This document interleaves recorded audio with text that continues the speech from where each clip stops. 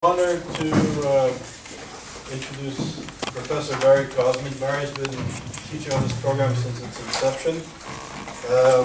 Barry is a professor of public policy and law at Trinity College in Hartford, Connecticut, and he's the founding director of the Institute for the Study of Secularism in Society and Culture. He's a senior associate of the Oxford Center for Hebrew and Jewish Studies at the Oxford University. And during his career, he held executive positions at the Institute for Jewish Policy Research, which was a preeminent research center in London. He's been on the board of deputies of the Jewish community and the Council of Jewish Federations in New York, and he's a leading scholar on these issues. It's an honor, Barry, that you're back with us. Okay, I'm very happy to be here. In Oxford, they call this the tough session, the postprandial session. Those of you who know Latin. The anti-Semitism, difficult topic, which I'm going to talk about. I'm going to give you some ideas about teaching it, well, what it is, then teaching it. Then I'm going to show you eventually some statistics from surveys about measuring anti-Semitism, which I hope will illustrate some of the challenges that I think we have. Having been here, as I said before, and having dealt with anti-Semitism in a practical side, in the communities, and also in the scholarship and academic side, I can tell you that this is a very difficult challenge to get your arms around anti-Semitism. First of all, anti-Semitism, do you put in a hyphen or not? Right? It's one of the issues. Is it anti-Semitism or is it anti-Semitism? If you go back into the literature, you'll see that there's a debate about that and what it really means. And as we've heard before, is it about the Jews, or is it really not about the Jews at all? Is it about the people who are anti-Semitic, the anti-Semites? Right? Is it a Jewish problem? No, it's a non-Jewish problem in some ways. Right? You get the odd anti-Semitic Jew, I guess, but it's pretty unusual, right? So the issue is, what is anti-Semitism? People use the term for the most part in all different ways. Everything from genocide to a bad joke. So let me give you just a couple of illustrations. The Norwegians are the salt of the earth. But we can have too much salt. Do you regard that as terribly prejudiced statement? Does it resonate in any way to you? The Jews are the salt of the earth, but we can have too much salt. Doesn't that have more evocative? Because of the Jewish history, right? If our politician said one or the other, right? You would regard that politician differently, that leader. And it's about the fact that this is the oldest prejudice, and the Jews have been around a long time and have accumulated a lot of wounds. So, presumably if someone said that, you might say that's a slightly anti-Semitic statement. It could be regarded as hostile, right? Slightly prejudiced. Right? You got too much of that. But if I said, Oxford, cyclists are the salt of the earth, but you can have too much salt, that would be a traffic problem in Oxford, right? And that would be quite an acceptable statement, right? There's too many cyclists on the road, they're knocking down the pedestrians, getting in the way of the buses, okay? So everything is contextual. So talking about Oxford, Jewish Studies in Oxford. There's been a chair in Hebrew in Oxford for nearly 500 years. It's called the Regius chair in Hebrew. Before David Katz came here and brought the Mama Lashon, they only had Hebrew. And then it disappeared. But the Hebrew stayed. Now, the chair, how did the chair get here? Right? Well, the chair got here because Henry VIII had a problem, right, with Catherine of Aragon. Right? Catherine of Aragon, being the sister of the King of Spain, had a more direct influence or protexia with the Pope than he had. You want to get rid of her because she had a new girlfriend. So what he did was, he looked around to find out, how can I find sources that will give me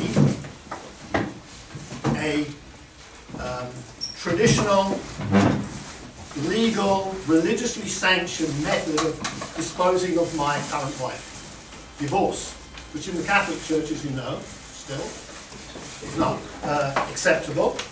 You have to get it annulled, but you're not going to annul the sister of the King of Spain. Is not going to have an annulment. So we go for divorce. And he brought in a converso, a Jewish person who knew Hebrew, to put him in touch with Bible and Talmudic sources, right? And some of the documents that were over from the Middle Ages, to go through and find out some legal arguments for his position.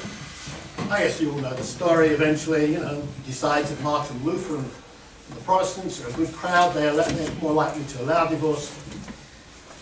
But how does that lead to an anti-Semitic statement? Well, it's a certain view of the Jews, I guess, that it's positive that they pre-exist or have as much authority as the Old Testament is as good as the New. But about 50 years ago, when I was a young man, there was a chancellor of this university who was asked why in 500 years they'd never had a Jew as professor of Hebrew since that time when they brought this Italian converso. And he turned around and said, well, we're just as likely to have a Jew as we are likely to, as a professor of Hebrew, as we are likely to have a Greek as professor of Greek. Some people interpreted that as an anti-Semitic slur, right? Difficult to weigh that, right? Was it sarcastic? Was it bold? Or was it, factual statement? Where do we go with this kind of thing? So, where and how anti-Semitism, so we're dealing with anti-Semitism. So you've got Auschwitz and you've got slurs about professors of Greek and Hebrew. The study of anti-Semitism, how does it fit into the curriculum of a higher education is another matter, and that's what I want to talk about now. And it's obviously the subject of higher education. What kind of things should we study? Should we study Hebrew? And of course, the Regius Chair is in the Department of Theology. The Centre for Jewish Studies doesn't have the chair in Hebrew. Right? There's a chair in Jewish civilization, Goodman's chair, and in Jewish history. But so where would we place anti-Semitism in a university? We're going to study it, right? That's the challenge. Now, all of you are experts. I'm not going to tell you very much about anti-Semitism, though I'm going to refer to some of the aspects of anti-Semitism and anti-Semitic facts, if you want to call it that, which relate to different disciplines. But as Charles mentioned, my day job is as director of an institute for the study of secularism. Right? So what does that mean? I have exactly the same problem as anti-Semitism studies. It's an etymological problem, a problem of definition. There's the secular, right, which comes out of a Catholic background, who made the distinction between the religious and the secular in terms of priests and sisters and nuns. There's, in other words, the secular was the profane or the mundane, ordinary world. Then we have secularity, right? Concept of secularity. The concept of secularity is people becoming less religious or explaining their lack of religion, lack of faith, right? The secularity of a population is as an individual or it's not the same as atheism, because there's obviously large numbers of gradations between true believers, black, and total atheists, white. You've got 1,000 shades of grey. That's why we've got so many religions and denominations and everything else. So we've got a lot of, so we may have to scale secularity in terms of the opposite of that is religiosity, right? right? We scale it, right?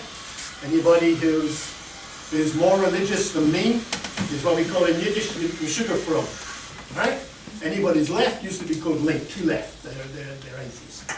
So, you know, you've got the perfect religion.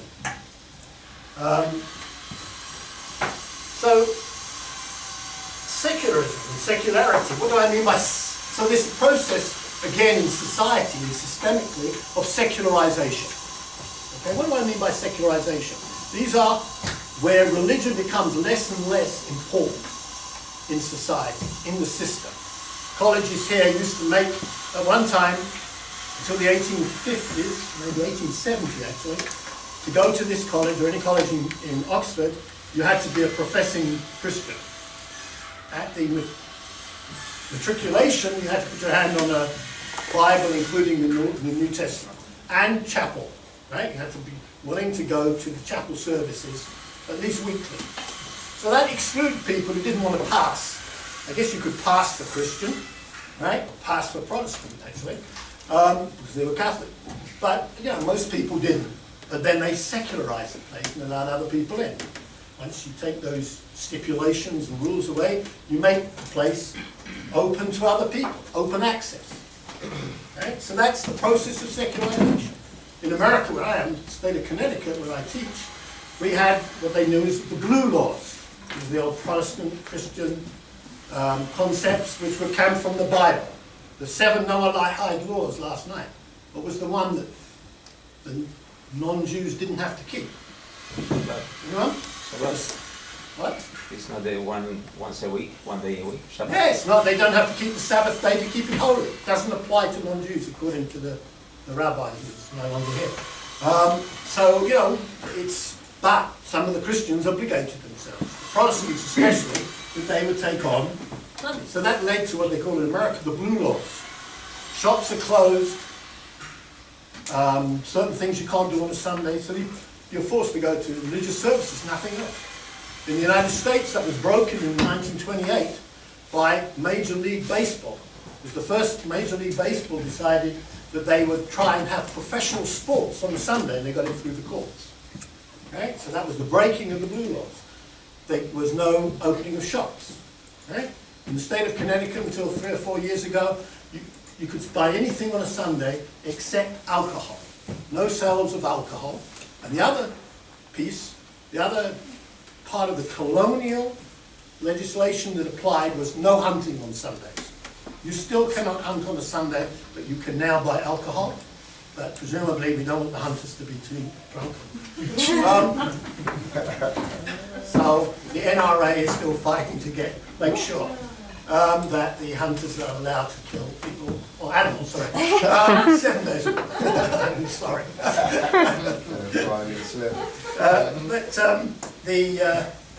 So that's the process of secularization. You get rid of religious laws. So what that creates is what we call the naked public square. Right?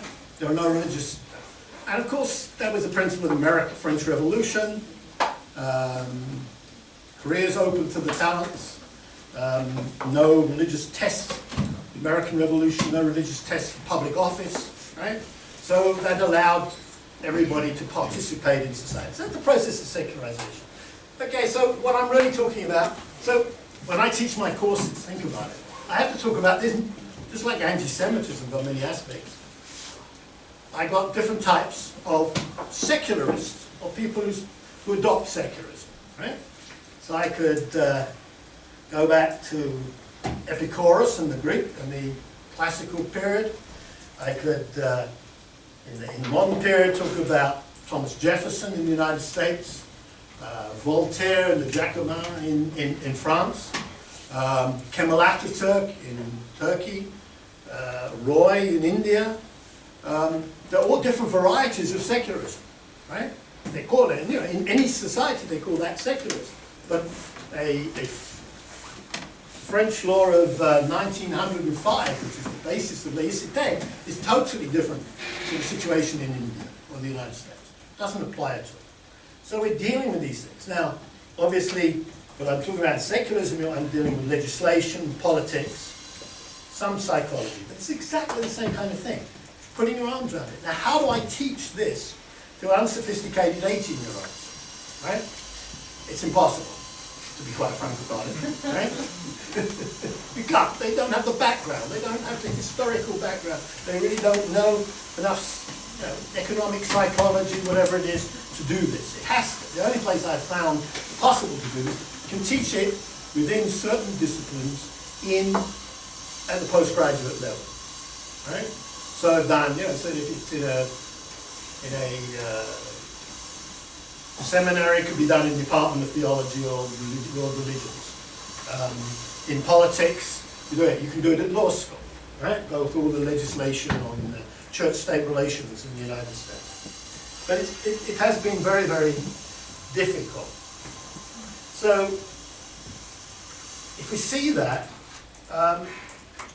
one of the paradoxes, however, of secularism is, and the same with anti-Semitism, you get paradoxes, that for secularists, right, in Turkey or in France, if you want to create secularism, you end up supervising religion. It's a paradox, right? That's one of the problems that Erdogan that's a fight in Turkey. You have to define religion, right? If you want to get rid of it, you have to define it. So there's a kind of interrelationship. This is interrelationship I'm trying to say between anti-Semitism, between the Jews and the people who hate the Jews. How do they, what are the influences either way, right? Because the Jews cannot just be seen as the objects of history, right? They're also the subjects, right? So they do have a bit of an influence. It may be that the balance is not the same, but any minority has some arena of autonomy, right? Even if it's just to do nothing. You have to tell people. Not making a decision and doing nothing is also a decision, right?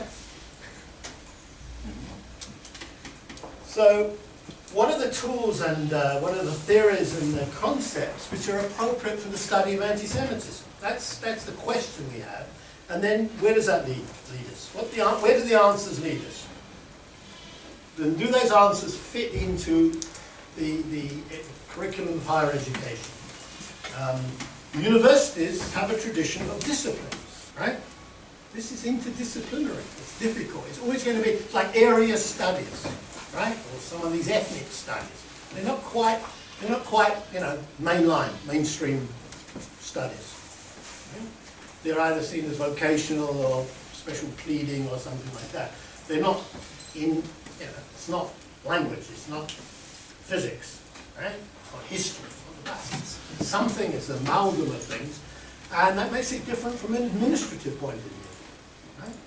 I mean, I've taught at universities in different places, here in the United States, Canada, and one of the most difficult things is dealing with an administration, right?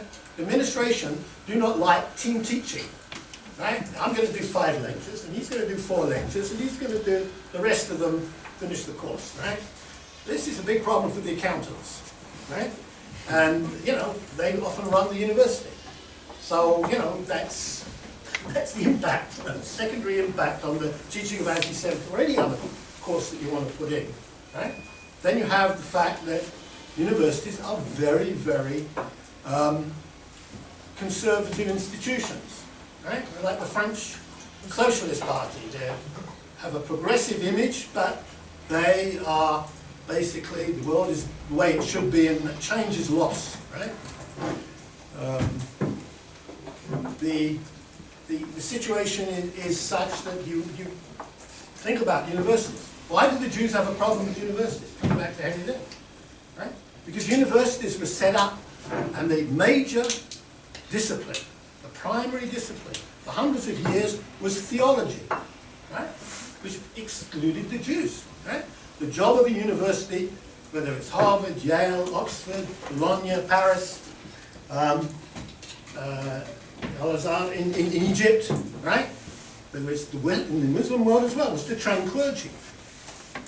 So that your job, excluded anything the Jews did was kind of, even if they could get in, like Padua and Italy in the 18th century, they were doing other things, right?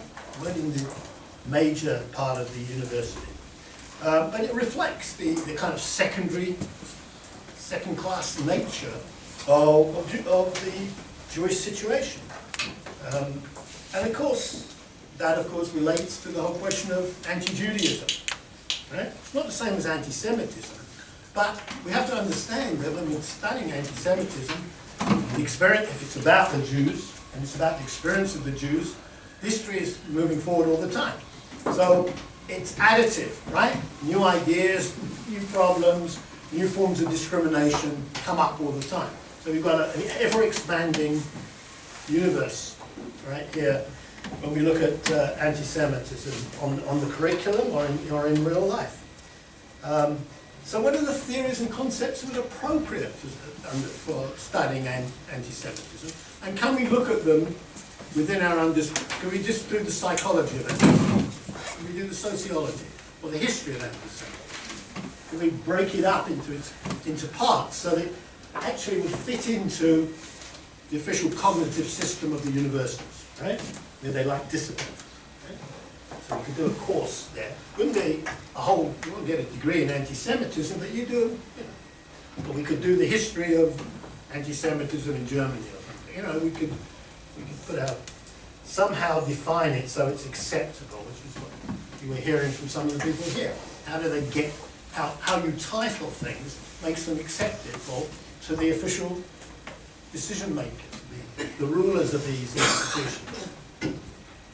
So the problem, of course, is multifaceted because the problem of anti-Semitism is terribly complex. It's complicated. It ranges across disciplines and intellectual traditions. And people are going to explain it differently, right? The analysis and the explanation. Right? People have an ideological mindset when they come to study anti-Semitism. They don't come to it without any, I would say, prejudices, which is wrong, the prejudice of a prejudice, but they don't come to it without any preconceived ideas. Right? Everybody here came to this with some concept of how wide the range is, what is anti-Semitism, how is it, what is it good, bad, or indifferent? Do some people, you know, ask for it?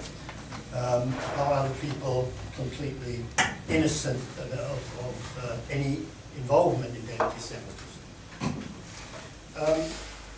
And of course, what we're doing here, in many ways, is in the social sciences, is anti-Semitism different to other prejudices? Right? Does it have different causes? Right?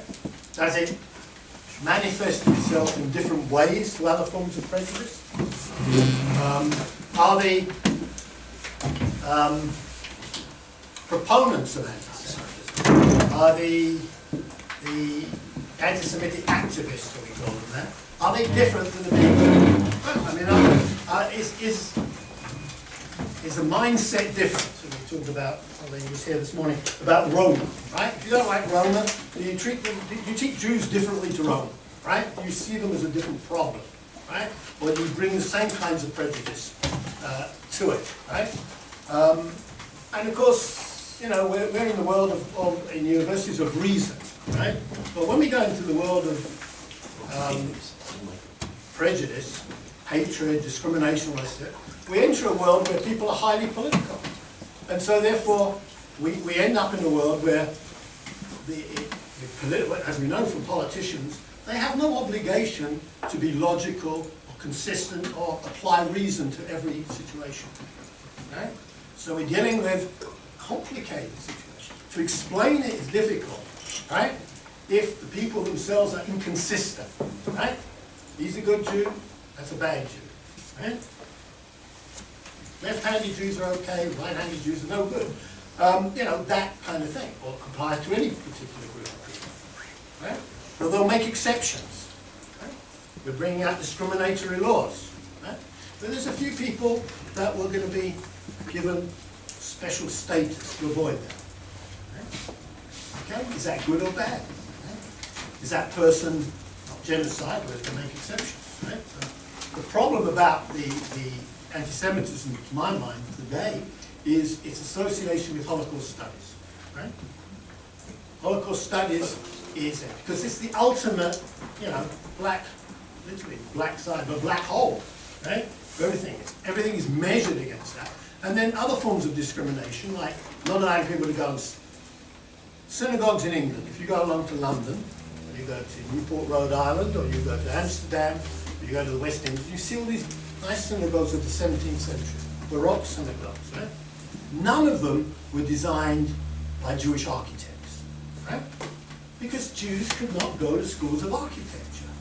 Just like they were banned from the guilds, they were banned from it. So nearly all of the synagogues of the 17th century, the Western world, the Sephardic synagogues you see, make a fuss about, and beautiful synagogues, were designed by Quakers, right? Those are the people who designed the synagogue. They decided, because they were plain folk, right? So they knew what not to put in, which was no Catholic stuff. Right? No statues, no, okay? Plain folk, right? That's what it is. No graven images, right? Which is part of, another one of those, by the way, that are not part of the Noahide laws, right? Okay? Applies to the Jews, doesn't apply to everybody.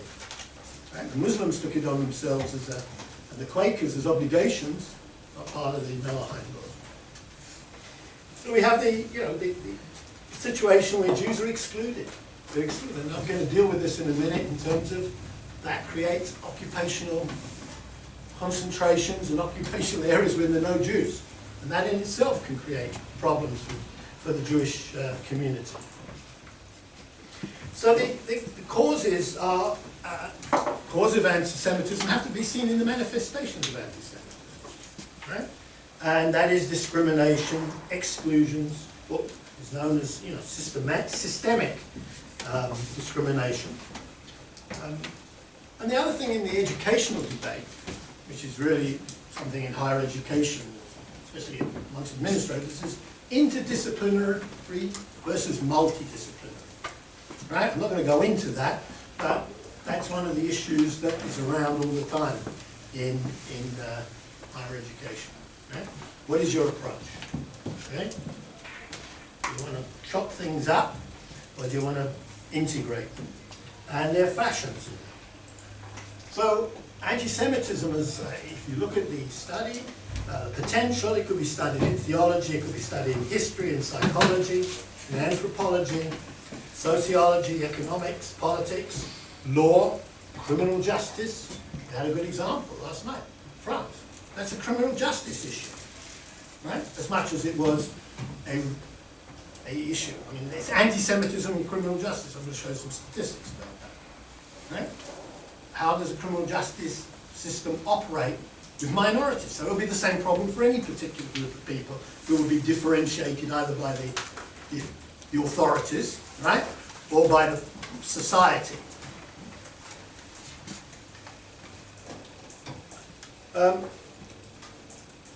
And I'll show the statistical problems. So if we accept that anti-Semitism is complex, it's wide-ranging and it's additive, it's very difficult for us, especially to deal with what Charles wants to talk about, is contemporary anti-Semitism. Because nothing today exists without a past, right? There's nothing de novo, right? Anybody who's tried to create the new man, right? Homo Sovieticus, right? Didn't exist, right? There were still Russians underneath that, those red armbands. The French Revolution, right? The new year one, right? Didn't last very long, year one. Right? Lasted about 6 years. Right? They went back to the old calendar. It's very, very difficult to create things out of nothing, right? We are in some ways, all societies have the burden of history, even the New World societies, because they put some history. I remember going to my early professors turning around to me and saying, the Americans are very lucky. It's the only place where people who are French and German descent don't hate each other because they're too ignorant to know. This was, but there are certain advantages in being ignorant, right? That would be part of it. You're like a baby, right?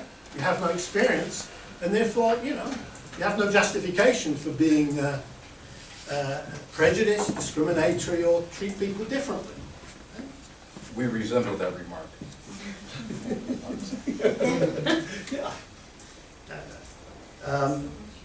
people here come with background. Okay, so let's start off with, with the Christian piece. I think you have to follow up.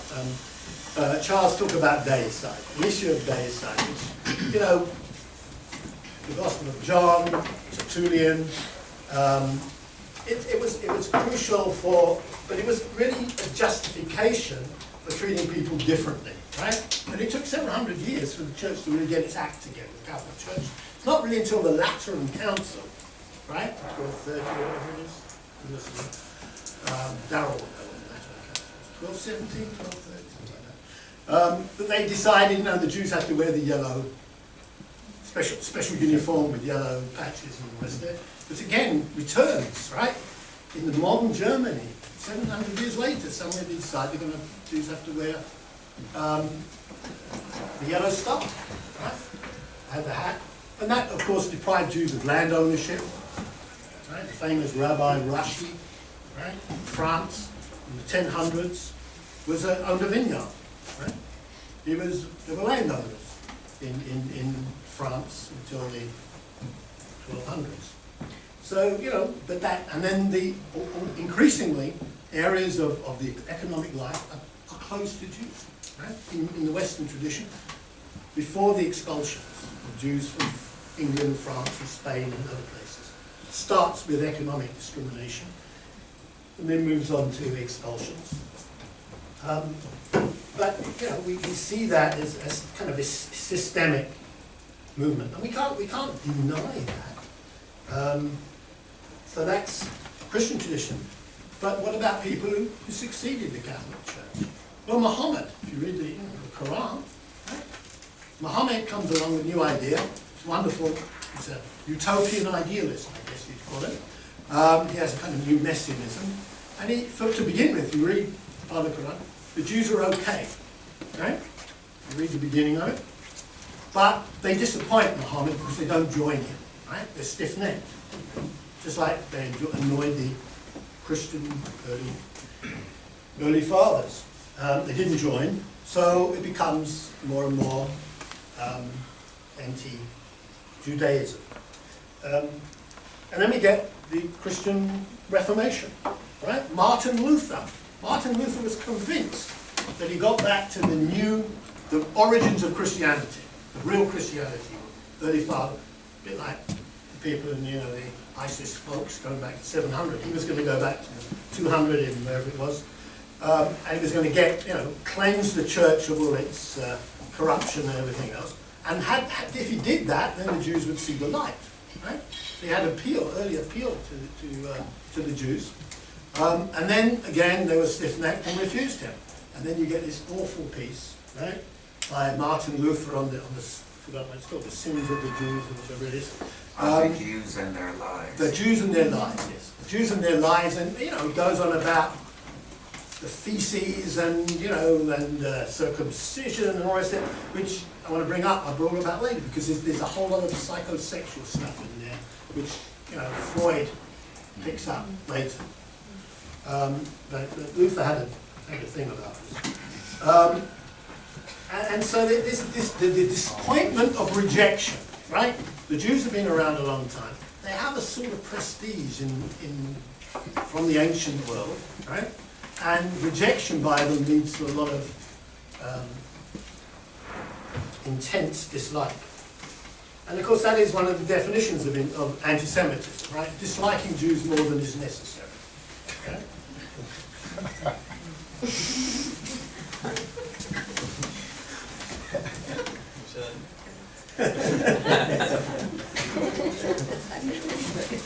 So we have the situation of, and then you have the modern utopian ideas, right? Voltaire and the Enlightenment people.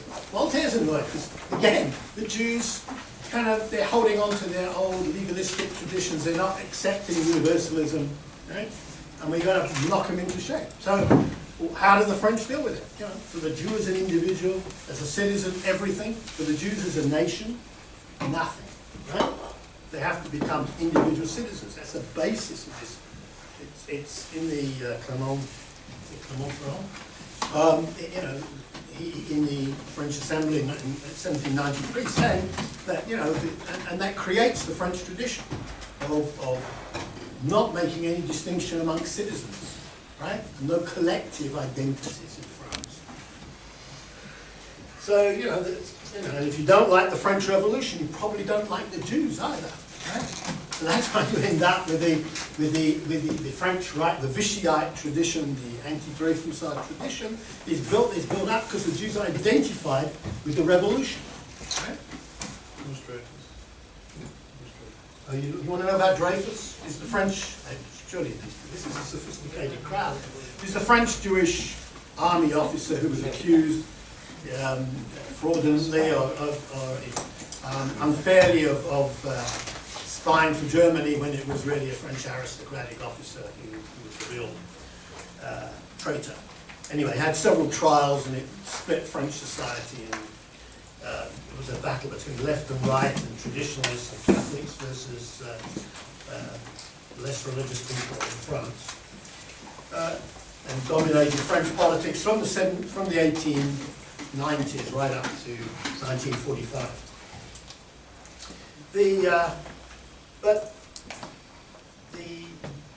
So Jews and Judaism, I think, is an independent piece. People coming along with new revealed truth of some kind all have some way of relating to the Jews. The Jews kind of are casualties of history. They get in the way of too many people. So the Jews seem to be accident prone to the extent that they get in the way of or frustrate the success of many of these utopian idealisms, right? And the idealists themselves. And you know, people, utopian idealism, it doesn't matter if it's Islam, Marxism, or National Socialism, or whatever it is, they all kind of have a messianic impulse to the extent that if they are successful and do things, everybody's going to be happier, everybody's going to be healthier, everybody's going to be more prosperous, right? They're all kind of revolutionary, idealistic movements, right? You must not see these people as only negative. They're not only out to get people. They want to get you because they're going to help a lot of people over here, right? So be the greatest good of the greatest number means we have to eradicate some of the chaos of society. But, you know, as Vladimir Ilyich said, if you want to make an omelette, you've got to break a few eggs. Okay? If you're one of the eggs, it's unfortunate. So, you know, we have this idea, you know, this whole area of utopian idealism, I think, plays in. So is this relevant to the study of anti-Semitism? Because we have to explain it, right? We have to explain, you know, why these people get in the way. And then we have, on the psychological level, the difference between individuals, right? Individual psychology and collective psychology. The difference between, and that's quite important in psychology. The difference between what you might call the individual and what we might call social psychology. Right? So historians have dealt with this. The famous one who dealt with this I learned here, was Roudet, historian of the French Revolution, who spoke about the mob. Right? He regarded the mob as a particular animal in the French Revolution, which was more than the sum of its parts, right? What do people do in crowds? People do things in crowds which they would never do individually on their own, right? That's why you've got to have the uniform. That's why you've got to be, you know, got to get a few people together. We saw it last night. The gang will do differently to the individuals themselves, right? Right? Because the mob or the collectivity hasn't got an individual social conscience, right? Doesn't operate that way. It is more. It's much more emotion. It's much more front brain rather than, right? That's, you know, it's human beings as cavemen. There. So the mob is quite important. So you could study anti-Semitism, particularly by just looking at the psychology of anti-Semitism. And I'm going to go through some examples of this. People have tried it. Okay, and then we have anti-Semitism. Why is it, as Charles said earlier, a problem of the intellectuals? Right?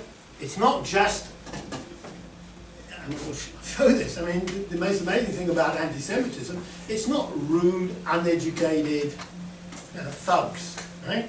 Who are attracted to all forms of discrimination. Other people, well, it doesn't matter if it's anti-Semitism or anything else. Sophisticated people, right, are attracted to hatreds and for their own advantage, opportunism, as much as anybody else. We shouldn't expect. I mean, the idea that education is the be-all and end-all and it leads to enlightenment is an enlightenment idea in itself. Lichtenberg, sort of said, we've got now German scientists, 18th century, said, we've got citadels of enlightenment now, German universities, but one day they might not operate in that kind of way, and they didn't. 150 years later. Ideas.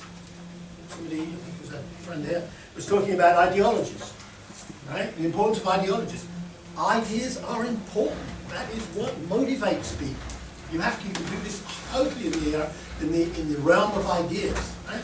The famous economist John Maynard Keynes said that ideologists, intellectuals, were more powerful than generals or economists. He was the famous economist, right?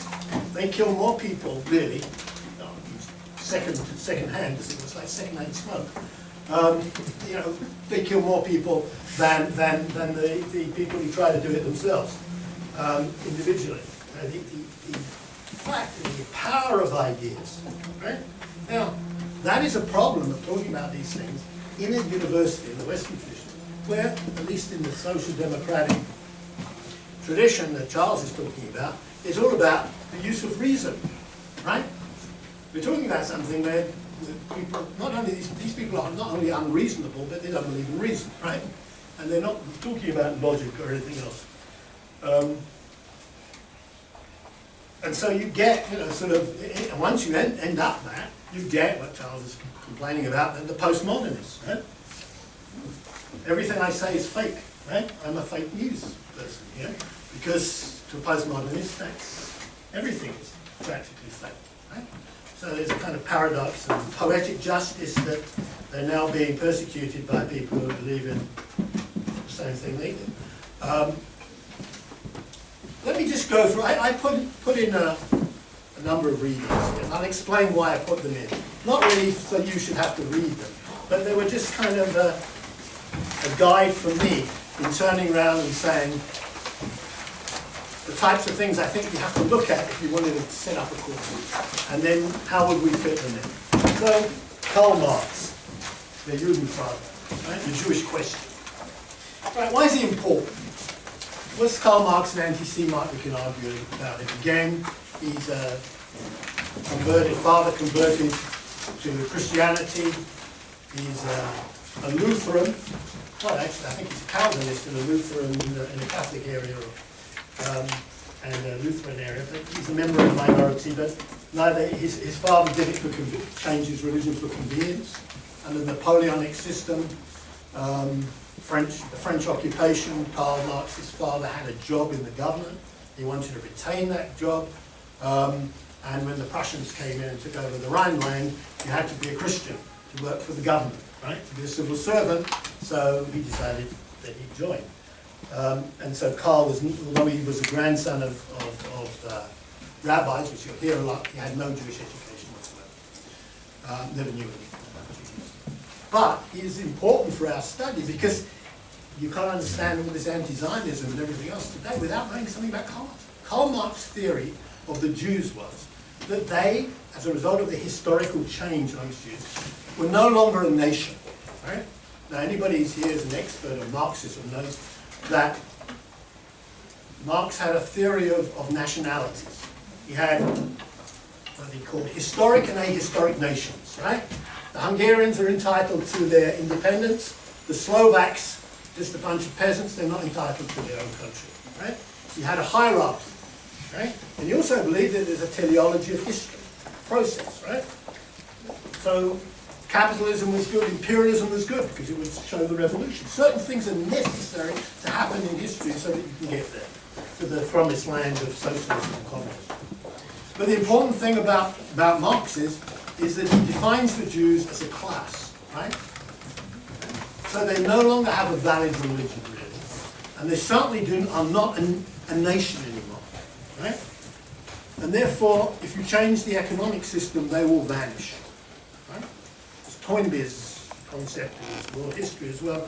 They're kind of a leftover. They're an antiquity, an archaeological remnant of a previous classical age. But the Jews not there. And so Marx says, you know, so if you're not a nation and you're not an ethnic group really, you're just a class, that leads to the argument that you don't deserve a homeland and you don't deserve national self-determination because you're not a nation. And let me just jump down here to anybody's heard about it. That's economic history. Werner Sombach, The Jews and Economic Life, right? Written in just before the First World War. So Sombach is a right-wing, relatively conservative free market man. But he defines the Jews in many ways just like Marx did, right? As a class, right? The only thing he agrees with Marx is about the Jews have the same economic position in society and economy, right? And he does look at the economic position of the Jews, and he sees that they're overrepresented in certain places, right? There are too many Jewish doctors in Vienna, right? That's obvious. So we have to, get them out of the medical school if necessary. Is what the readers see this, right? The Jews are concentrated in certain industries, which historically was necessary because they were banned from certain occupations for hundreds of years. So when things open up, but he still thinks, and it brings in the economic question. So understanding anti-Semitism in Europe, really, at least in the fascist period or the Holocaust years, is the Jewish question is an economic question, right? From Marx, for that century, the Jewish question is an economic question, right? The Jews are a problem in society. They create the knock-on, right? They frustrate the occupational improvement of the native population, they are called native populations, the indigenous population, right? We have to, so what do? We come up with measures to stop it, anti-Semitic measures, quotas, right? Well, first of all, the Tsars, the famous laws of 1881, right? They call them November laws, if I remember rightly. And what does that do? It bans Jews from certain areas, but it makes the sale of alcohol and taverns a state enterprise. This is the Tsarists bringing in state enterprises, and as a result of that, the Jews were regarded as they were the tavern owners and the alcohol industry. And they were, there was too much alcoholism in Russia, too many people drinking, and therefore you had to protect the peasants, and also the state needed the money. So the Jews all lost their bars and taverns. But that's a good example of economic discrimination and an economic policy on affecting the Jews. Too many Jews doing things. So in universities, what would we do? The Tsars, Alexander I, brings in quotas. Too many Jews are going to university. We've got to cut them out, these universities.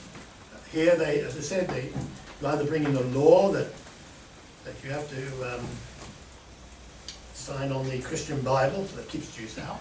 Once you allow them in, there may be too many of them. So how do we control that? So throughout the period, if you look at Russia from the 1850s, 60s onwards, you look at Harvard in the 1920s in the United States, everyone runs quotas against Jewish students, right? That's every university system, right? Ran it. The only place that didn't was Italy for a time, until 1938, right? The fact is that you had these, in Poland, you had and you've heard about it, the Jewish pews, as they were called. The Jewish students the student unions of Polish students would force all the Jews, not only, they were only allowed 8% of the students, but they all had to sit in one line, right? In Jewish benches in the universities of Europe, Romania, Hungary, Poland. And of course, when I came in, got into the Soviet Jewish movement a little earlier than Charles. I remember I went to the Soviet Union in '78 as a student. And they just brought in laws under Brezhnev, of all people. And he reinstituted the Alexander I polis. The Soviet Union decided no more than 2% of Jews in any Soviet, prestigious Soviet institute of higher education. That was Moscow State University. The 2% quota for Jews. And of course everybody, and how did they do that? Because everybody in the Soviet Union had an identity card with their nationality. Right? Nationality. It wasn't very useful for Jews because actually it was your father's nationality, not your mother's. But they weren't running a halachic system, they were running an economic system. A scientific socialist Marxist system. So we're talking about quotas and discrimination. And that's why Richard Wagner is there. Das Judentum in the music. Right? Amazing story there. Right? Because it's economic as much as cultural. You know? The fact that you can find Jewish music composed by Jews offensive, that you can differentiate Mendelssohn from Bach, right, is amazing. Right? You go to Leipzig. Last year or the year before, I actually went to lecture in Leipzig, and they showed me there was J.S. Bach outside one of the big churches there, and they showed us pictures of the 1920s. There was actually a statue of Mendelssohn alongside the one of Bach, right? Now you still have the Mendelssohn House in Leipzig.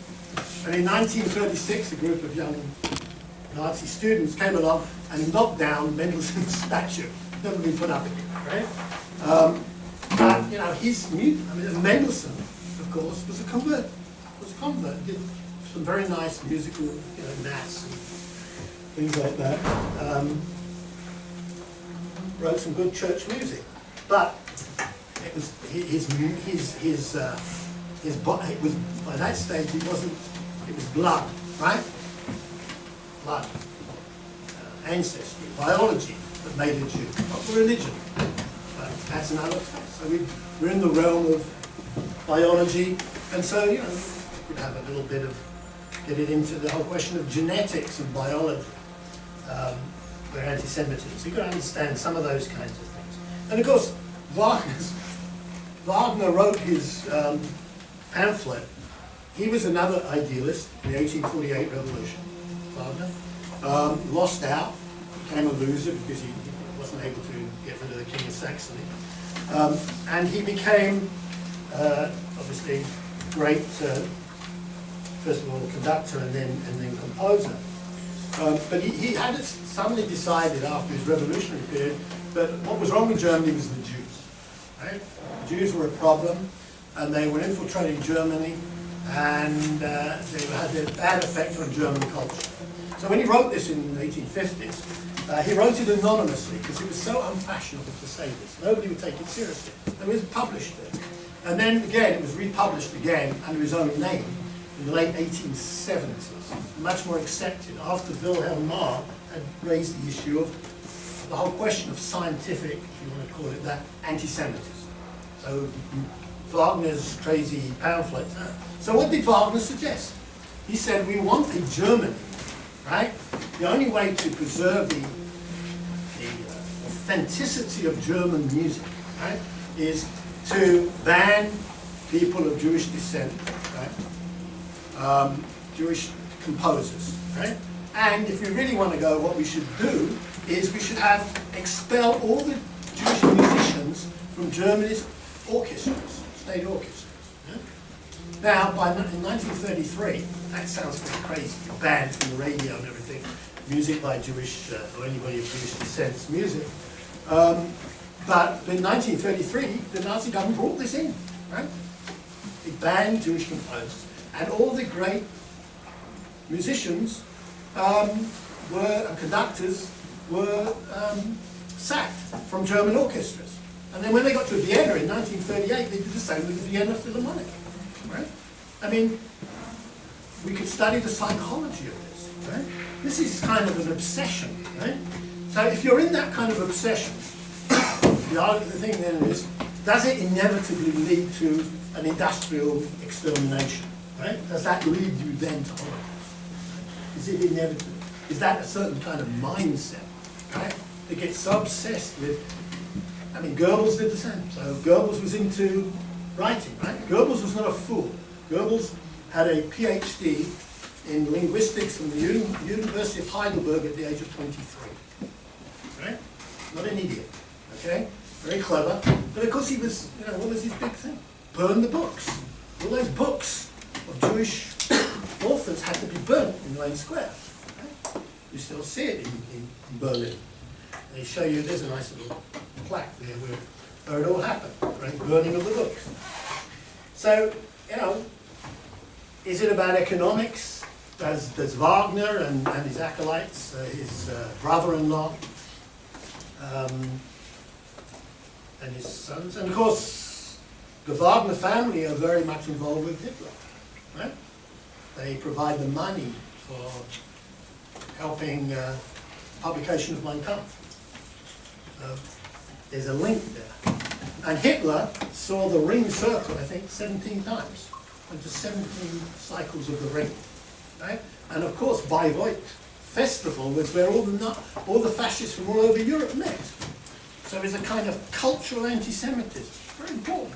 They saw themselves, these are not, your average kind of, I was going to say motorbike gang with goth music or something. This is different. They saw themselves like different. I know much more dangerous than them. But they saw themselves as culture. Okay, so which brings us into another aspect of things. I did want to mention Houston Stewart Chamberlain, England and Deutschland. Houston Chamberlain was an Englishman who kind of defected to Germany, right? Before the First World War, decided that Germany was the country of the future, that England has been taken over by the Jews, right?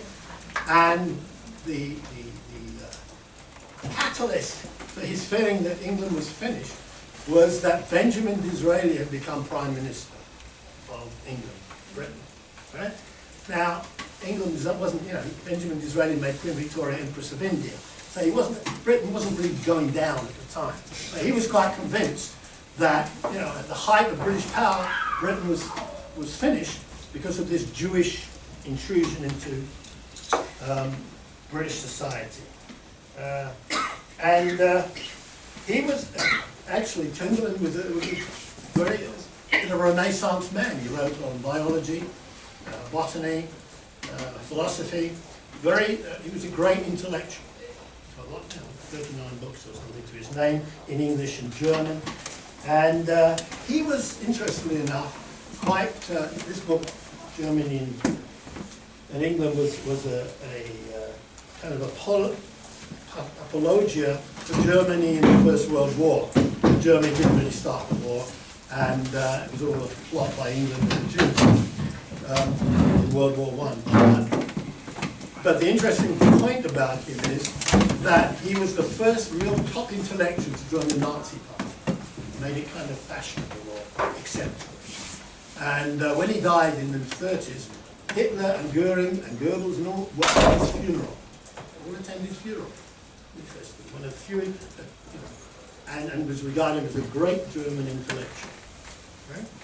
Which brings me to, I guess, the other German intellectuals. The scientists. Trying to think of the guy who had a fight with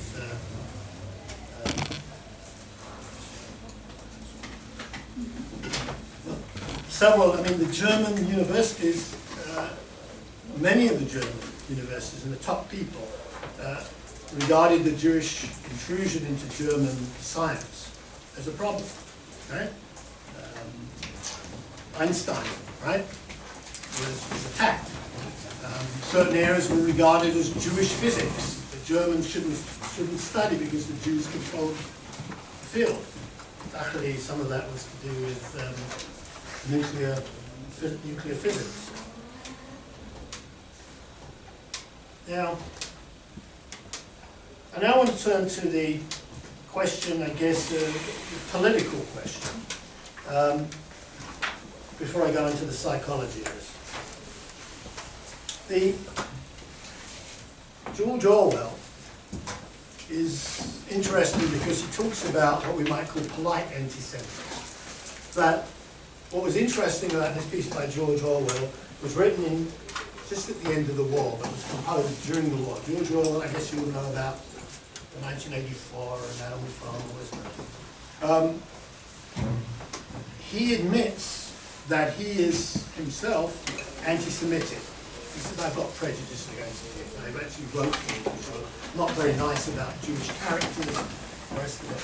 But he says that it's an interesting description of Britain in 1945, right, during the war years. And what is his analysis is that because of the influence of Germany, and even though the British are fighting the Nazis, Nazi ideology had begun to impinge on British society, right? You know, there must be something in it, okay? National Socialism. You know, what they're saying about the Jews, they must have a, you know, we've got this angry about these people and this, that, due cause, right? So it's an interesting point about sort of what we might call low-key anti-Semitism and how it's kind of what we call low-key prejudice gets there. And he talks about the influence of German radio broadcasts to Britain, propaganda broadcasts, which most people laughed at, but they were getting the message night after night from a lot of people listened to it. Was a guy called Lord Haw, right, who was an Irish citizen, who was the German, you know, the Americans had Tokyo Rose, who was the woman who worked for the Japanese and broadcast the American military in the Pacific. This guy broadcast to England. And at the end of the war, it was regarded as quite, what he did was quite dangerous. Probably against the legal precedent, because he wasn't a British citizen, he was an Irish citizen. Churchill had him shot, right? He was executed, right? People have criticised that, and he regarded it as propaganda was particularly important. And of course the Nazis put a tremendous emphasis on propaganda. They had the Joseph Goebbels as the Minister of Propaganda, right? Think of the triumph of the will. I mean, right the way through from movies about the Olympic Games through was total propaganda to give a certain worldview, a Weltanschauung of National Socialism, a certain type of world that they wanted to create, and the people who were stopping it. Let me, when we're going to stop the first session? 3:30. All right. So let me just quickly go over the kind of psychological, the psychological side. Let me just mention here Daniel Goldhagen's work. Some historians don't like it, but I think it's quite interesting if you take it not just as history, but again as looking at psychology. What Goldhagen does is he looks at the motivations and backgrounds of the SS people, the Einsatzgruppen, right? Now, of course, it's very important to know if you do Holocaust studies, that in some ways the Einsatzgruppen was not as efficient, as effective as the Nazis would have liked it. That's why the Wannsee Conference, they went over industrial killing, right? But it's very interesting to see they killing Jews by shooting them in trenches and the rest. It was actually having a demoralizing effect on the soldiers who were doing it, right? Individually killing people is, you know, large people got fed up with it after a time, or bored, or I don't know what you do. There was only a certain number of real homicidal maniacs that wanted to do this every day, right? Murder women and children and push them into trenches. But it is interesting to see also the background in individual psychology, right? Not only the people who did it, how they saw it, but also the fact that it's done in a disciplined way, right? And the whole question of people taking orders. Okay? Can you refuse it? The point was the Einsatzgruppe group of SS, and they were all volunteers actually. It wasn't the Wehrmacht, the average conscripted soldier that did this. Right? They were SS people who'd already been socialized or propagandized into a certain view that they were doing good work. So let's come back to the whole question of psychology, which I tried to talk about. The sociology and the socioeconomics of anti-Semitism in the first part of the 20th century has, of course, been looked at by large numbers of historians.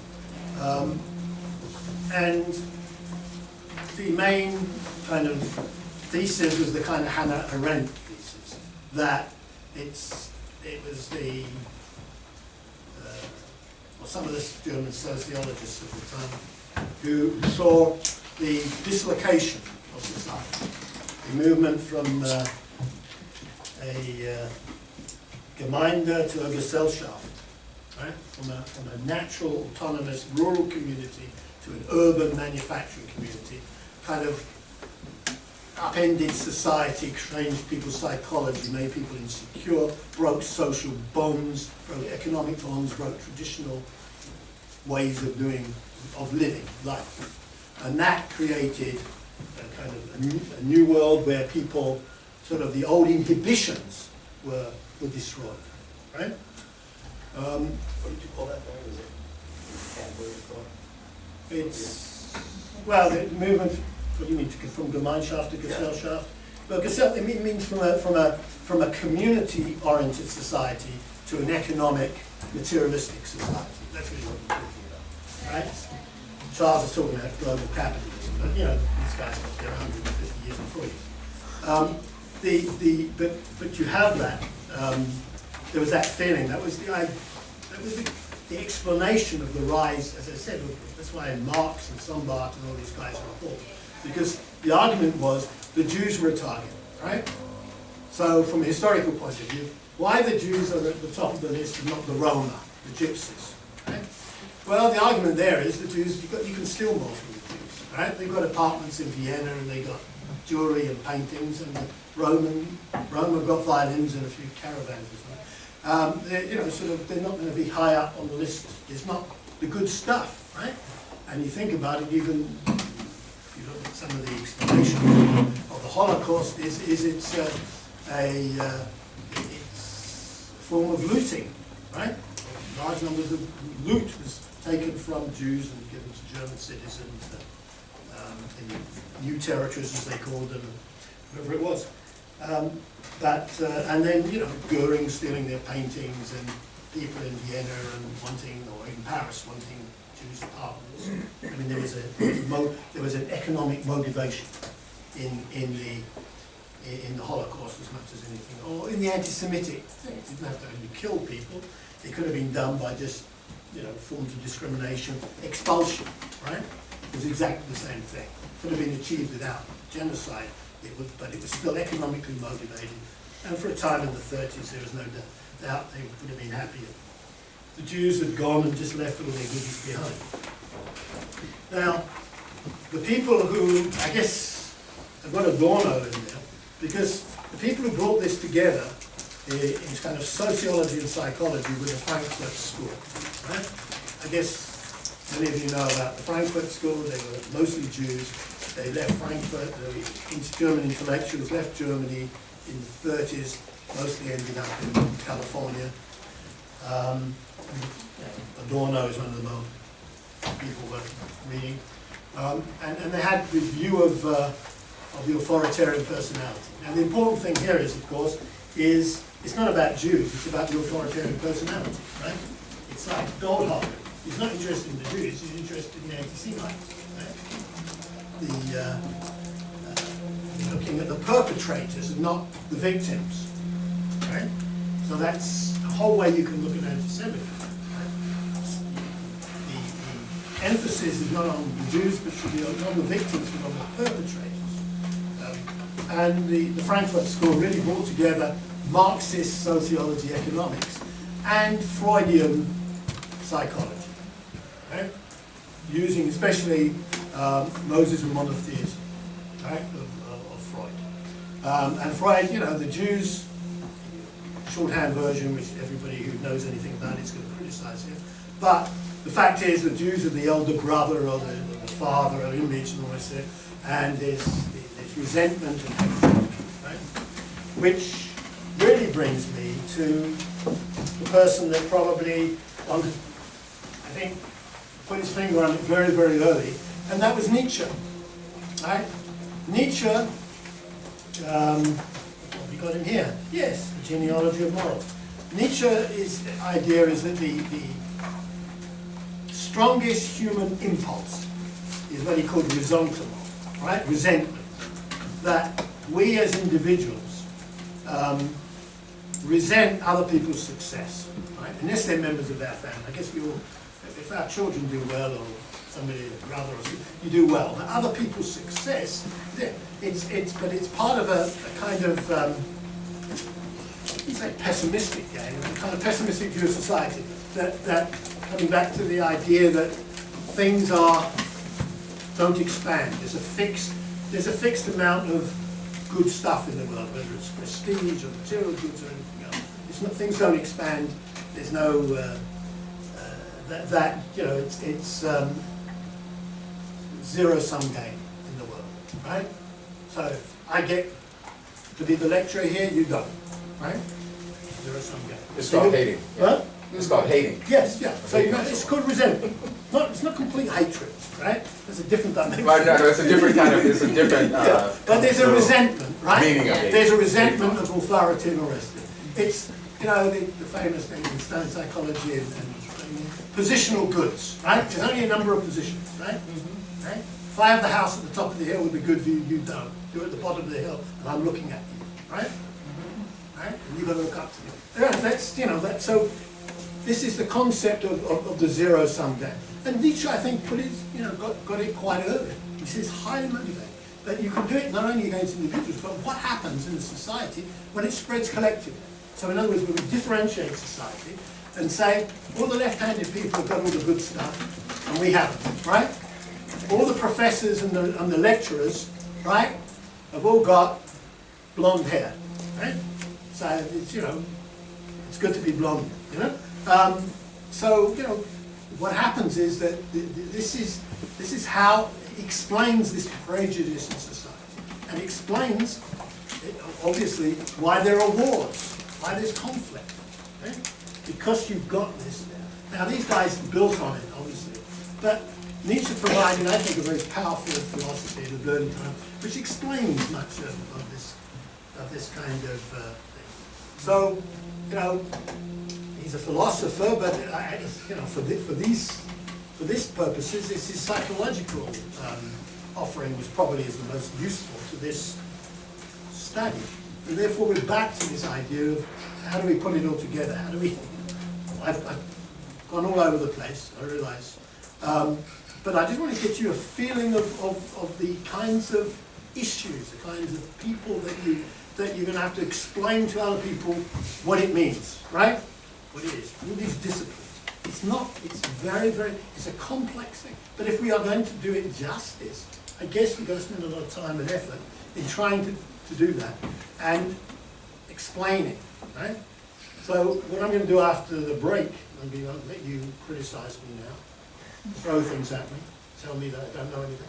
I'm going to show you some data and try and work on that and show you where some of these themes come out. And also, even the data requires different disciplines to understand the nature of the analysis. Okay, so I'll take questions, right? I'll try to put it off as long as possible. Anybody with questions, comments? Why is Bill Hagen being critiqued by historians? We didn't hear it. You want to take that? He wants to know why Goldhagen was critiqued. Well, first of all, historians are always revisionist. You know, revisionism is very popular in history, I guess. And so it was regarded as an exaggeration. It was regarded as a libel on Germans. He went over the top. He said, sort of, it was a larger sector of German society that were homicidal, right, than people would accept. And it was just sort of regarded as Germanophobia, right? May I add something to that? Yes, sure. It also, in a sense, removes any guilt of post-war Germany. Yes. Because he regards it as the most traditional, in a sense, very conservative German notion of, what do you say, special path? Sonderweg, yeah. So he says that, well, this just happens, it's the culmination of this Judeo-phobic thing, and in 1945 it's over, and post-war Germany has no responsibility. But the other thing historians really don't like is that he stole it. He stole his research from Christopher Brown. Christopher Brown. Yeah. He sort of read it, And he completely overlooks non-German perpetrators. of course. Yes. Well, that's what I mean about libeling the Germans. They had no helpers. Right.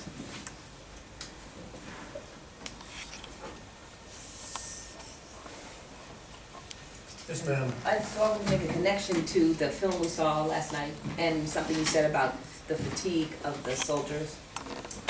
How it got to the point where killing Jews was taking a toll on the SS soldiers. And last night you could see that with the gentleman who went home to his father's house. He was like, it's dirty in there, I'm tired, it smells bad. So he was getting weary of the torture he was inflicting on this young man without thinking about the young man that was being tortured. I just appreciate you bringing that up and the ability to see how there is a psychological toll that is paid for being on that side of, it just keeps bringing back to empathy. The idea that there was no empathy for the fact that someone else is being tortured, but it's torturing me. I'm fatigued. So self-absorbed. I mean, I think there are a few times they were saying, this bastard is heaven. Right. It's his fault. Here, we have to torture him, and now we got to carry him, and he's happy. Mm-hmm. It's ruining my day. Ruining my day. It didn't mean it for me.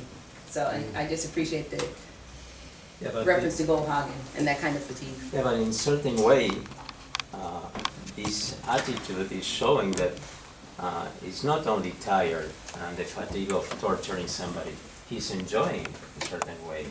And there is a very important and very famous research done in psychology by Philip Zimbardo that he took 15 students as prisoners, another 15 students as in charge of taking care of them. Yes. The study was programmed for a month and was interrupted after the 7th day because those who, in theory, had to take care, they were the policies of the jail, started beating and torturing their own friends because they were all students. Howard. And the other study done by a son of Holocaust survivor, Stanley Milgram in Harvard, he invited people to press a button that will inflict electrical current in people that were in another room. They were not able to see those people. And they requested to increase the intensity of the electrical shock. And surprisingly, those who pressed the button were normal people like us. They were randomly selected, and only 2% of people said no. Right.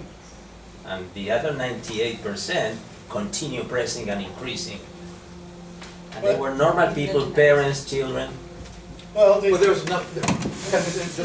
another interesting component to that exam as well, because it also had to do with people's ability to continue to march on with orders. Because there was an authoritative component, from what I recall, which was that you're going to run all of our data if you bail out of the experimentation. And so then it raises that ethical, and you have that ethical dilemma, right? Because some people say, to hell with your data, I'm not going to torture this Sure. person. And someone else said, well, I must do it because I can't run data. But actually, it's a matter of responsibility. Well, the other you know. side, yeah, I mean, there are other little pesky things like ethics, morals.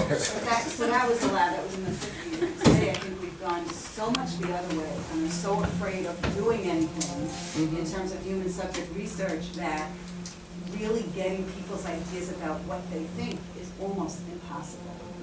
So, you know, that's my issue with today, where we are today. We're so protective and afraid of being sued, and we have to go through so many different channels that how do you get real data? It's not so easy. Well, I mean, I think looked at that in terms of Boudet, what people will do in a group as against what they were doing. And then, you know, Adorno and the others, Popper and other people talking about authoritarian personalities, the willingness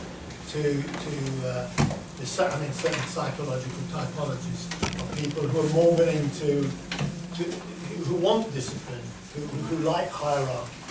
And undoubtedly, you're saying today, I mean, the higher education, especially the IRBs and education, is a reaction to those stats. So that you've got a situation where people are anti-authoritarian, right? Every hierarchical organization suffers from that, right? Today, right? I mean, even the Pope can't, you know, do a lot. So, I mean, everything is questioned, and we're certainly living in an anti-authoritarian society, and that, and part of the reaction of that is going back and say that to religious fundamentalism. If you look at religious fundamentalists, I mean, whatever you say about the ISIS people, they follow orders, right? And they don't question what they're told by the caliph. So I think, you know, and you've got other groups like that. You've got today we see it not in the political field so much, we see it much more in religious field. You know, the cults, right? You've got these charismatic religious leaders. I'm trying to think of the guy in Guyana. Jim Jones, classic, right? And Jim Jones is very interesting because you've got a very diverse group of people under his control. It's very difficult to do. They didn't all have the same backgrounds and education or the rest of it. He was able to brainwash a very multicultural society, which is fascinating. Now that may be, which you haven't really talked about it, which is the influence of charismatic personalities in this. Are there really, I mean, because, you know, the Adorno thing is followers, and the Arendt thing is, you know, and Frankfurt School and the rest is that it's individual psychology. But what is the role of and responsibility of leadership in this? I mean, because you have had political parties who, and you still got them today, who have a kind of, shall we say, an idée fixe. Right? They have one idea, they're going to get somebody or do something, right? And you had these anti-Semitic political parties, right? In France and in Austria, obviously in Germany, who you know, didn't have many other policies other than